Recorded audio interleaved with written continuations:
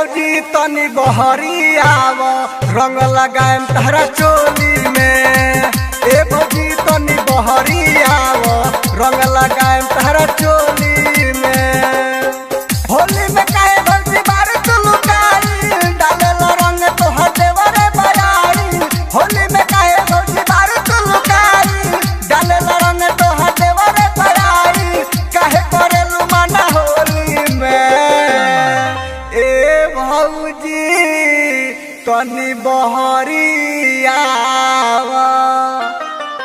ए भौजी तनी बहरी आव रंग लगाए तारा चोली में। ए भौजी तनी बहरी आव रंग लगाए तारा चोली में।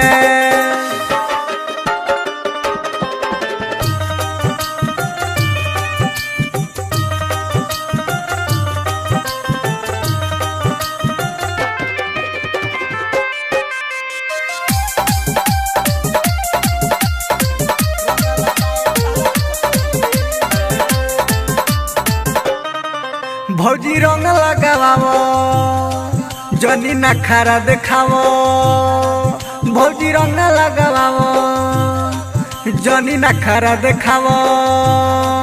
मन देवरो के बाटे भौजी जवन कहब तू मानेम रंग भीतरी ले डालम जना एने ओने भाग भौजी।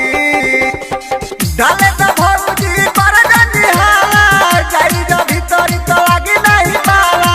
डाले त भौजी कर जनी हाला जाई ज भीतरी त लागी नहीं पाला। लेके घूमी ले रंग झोली में। ए भौजी तनी बहरी आओ। ए भौजी तनी बहरी आव रंग लगाएम तारा चोली में। ए भौजी तनी बहरी आव रंग लगाएम तारा चोली में।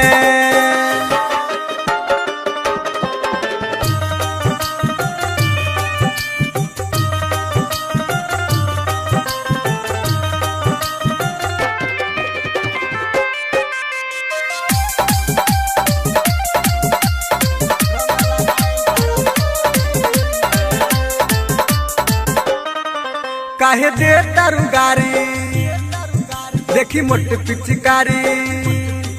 काहे दे तारू गारी देखी मोट पिचकारी।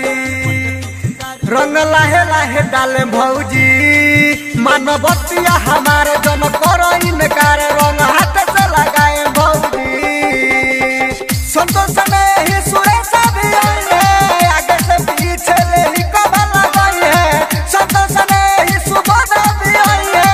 आगे से पीछे ले ही कबा लगाई है। छोड़िए ना मुन्नायत की होली में। ए भौजी तनी बहरी आओ। ए भौजी तनी बहरी आव रंग लगाएम तारा चोली में। ए भौजी तनी बहरी आव रंग लगाएम तारा चोली में। लगवा लो भैया ना बोली है।